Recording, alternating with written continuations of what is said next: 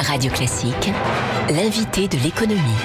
7h20, il y a des entreprises totalement inconnues du grand public et qui pourtant créent des emplois en France par centaines, par milliers et figurent parmi les leaders mondiaux de leur secteur. Bonjour Laurent Huberti. Bonjour. Cofondateur et président d'Acticall, société spécialisée dans la relation client, notamment les centres d'appel. Ça, tout le monde connaît. Si vous êtes là ce matin, c'est parce que vous venez de racheter un groupe américain 7 fois plus gros que vous, avec 1,5 milliard d'euros de dollars de chiffre d'affaires. On est aux États-Unis. Même Patrick Drahi n'aurait pas fait mieux. Comment vous avez réalisé ce petit miracle? Je ne sais pas si Patrick n'a pas fait mieux, mais j'ai essayé d'avoir un peu moins de dettes que lui. On n'a pas encore atteint 50 milliards.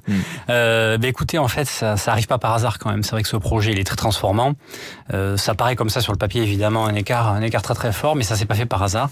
Ça fait maintenant plus de 2 ans qu'on a mis une stratégie en place très forte autour de la diversification des métiers, puisqu'on parle beaucoup des centres d'appel, mais qu'on va être dans énormément de métiers autour du digital, la révolution de l'expérience client. Vous gérez en fait tout ce qui vient des clients vers les entreprises, que ce soit par le téléphone, par les mails, etc. Absolument, c'est exactement ça. En fait, on est vraiment un intermédiaire entre les clients, les consommateurs et les grandes marques. Et le groupe Acticall s'est organisé maintenant depuis 2-3 ans pour être une sorte de groupe de services comme une boîte à outils. Et cette boîte à outils permet en fait d'avoir différents outils pour répondre à toutes les problématiques pour les grandes marques. Donc on va fournir des conseils, des compétences, des solutions technologiques, des procédures, des process.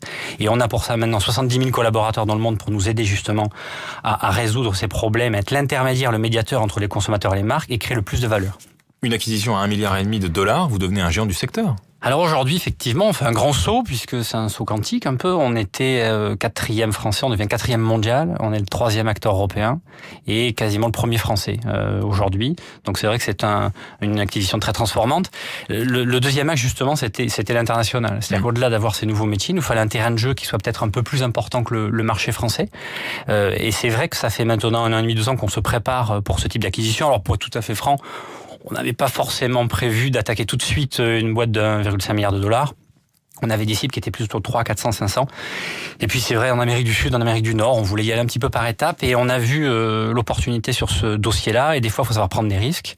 Et c'est vrai que le dossier Sitel et cette société qui a été créée en 1984 aux États-Unis, c'est une boîte américaine, avait vraiment énormément d'atouts et ça faisait vraiment sens par rapport à notre stratégie. Et comment on sort 1,5 milliard de dollars comme ça Moi, c'est pas si simple, mais en fait, quand on a un projet, quand on a des convictions, quand on y croit, ça, c'est possible. Alors, d'une part, vous l'avez dit, c'est vrai qu'on a un actionnaire de référence, c'est pour ça qu'on s'est marié avec. C'est la famille Mullier. C'est la famille Mullier, à travers une société vraiment d'investissement. C'est pas un fonds, c'est vraiment une structure très entrepreneuriale qui est là pour accompagner les gens sur le très long terme. Ils n'ont pas de date de sortie, donc c'est fait qu'on a du très très long terme devant nous, et ça, c'est une chance extraordinaire. C'est-à-dire que je sais que j'ai 10 ans devant moi et toute l'équipe pour développer le projet. Et quand on s'est marié avec eux en 2009, on n'avait pas dit qu'on allait faire une acquisition qui passait le 1 milliard de dollars. Mais déjà dès le départ, c'était vraiment dans cet ADN-là de continuer de nous accompagner sur notre croissance et d'être capable de nous accompagner à l'international.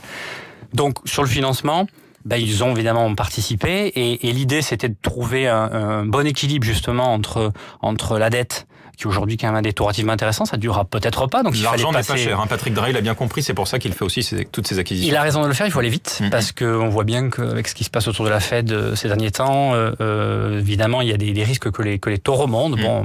La crise chinoise nous laisse peut-être un petit peu de répit, mais nous c'est vrai que c'était une fenêtre de tir relativement courte. Et puis on avait quand même un intérêt important, et ça c'est la dette, c'est bien quand elle est pas chère, mais il faut pas trop en mettre. Et justement, l'idée, c'est d'avoir quand même un levier qui était le plus faible possible. J'ai encore plein de questions à vous poser. Il y a aujourd'hui une pression sur les prix de la part des clients, notamment sur ces activités que vous représentez, les centres d'appel. Comment on fait pour maintenir l'emploi en France? Vous en avez 6500 aujourd'hui, personnes en France. C'est un vrai sujet, et je pense pas exagérer en disant que c'est un combat de tous les jours. Il y a Stéphane Richard qui, dans Les Échos, je crois, il y a 15 jours, fait un long article, interview du lundi, il me semble, où il dit juste qu'à un moment, la logique consumériste et puis cette logique du toujours prix plus bas, aller un petit peu trop loin, c'est de trouver de la valeur. Tout l'enjeu pour nous maintenant, c'est réussir à créer de la valeur. Alors je vous parlais tout à l'heure de notre stratégie, la diversification des métiers, c'est ça l'enjeu. C'est-à-dire qu'autour du centre de contact multicanal, donc ça veut dire que les gens vont nous appeler, vont nous envoyer des mails, vont envoyer des tweets, vont envoyer des messages sur Facebook, des Facebook Messenger. Eh bien, nous, Acticol, ce qu'on essaie de faire, c'est d'introduire de la valeur, d'apporter de la valeur supplémentaire pour les grandes marques. Et c'est ça qui permet aujourd'hui de réussir à maintenir une croissance. Donc, facturer un peu plus cher le service que vous donnez aux entreprises, donc payer vos employés un peu plus cher, j'ai envie de vous dire maintenir les emplois en France. On essaie de le facturer. On essaie de facturer un peu plus cher, mais en tout cas, c'est ce qui peut donner un avantage concurrentiel, ce qui peut permettre aux marques d'avoir cet avantage-là. Ce qui est un petit peu frustrant en France, je voudrais pas être un petit peu caricatural, mais c'est vrai qu'on a un peu l'impression quand on veut vendre un produit, on l'amène aux États-Unis et les Américains schématiquement vont dire ah mais combien ça va me rapporter. En France c'est l'inverse. Combien ça me coûte? Ça me coûte trop cher. Donc c'est un peu ça qui est frustrant. Mais malgré tout, les marques aujourd'hui sont super conscientes que l'expérience client c'est un enjeu majeur.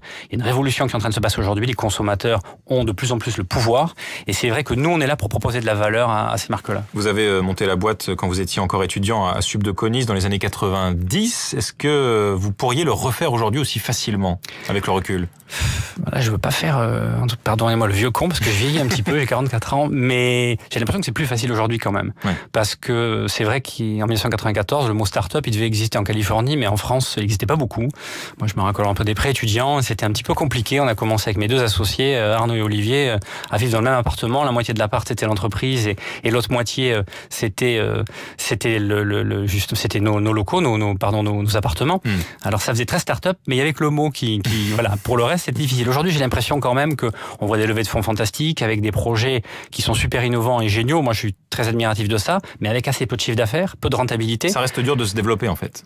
Ah, ça, c'est la difficulté. Devenir une ETI, devenir une grosse PME, c'est encore dur. Je crois que c'est le vrai enjeu en France. Aujourd'hui, créer une boîte en France, c'est relativement simple.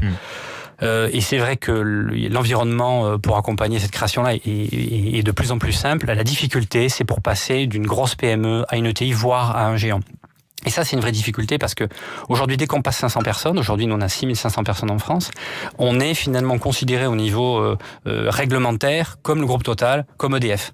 Mais une entreprise qui a 520 personnes, 600 personnes, 700 personnes, ça reste une PME, mais une grosse PME, mais une PME quand même. Merci d'être venu nous voir ce matin. Merci à vous. Pour votre témoignage, Laurent Huberti. J'espère qu'on aura l'occasion de vous réinviter. Fondateur et président, cofondateur, je le précise, vous étiez 3, et président d'Acticol qui vient de réaliser cette opération géante aux États-Unis, acquisition à $1,5 milliard. Il est 7h27, c'était l'invité de l'économie.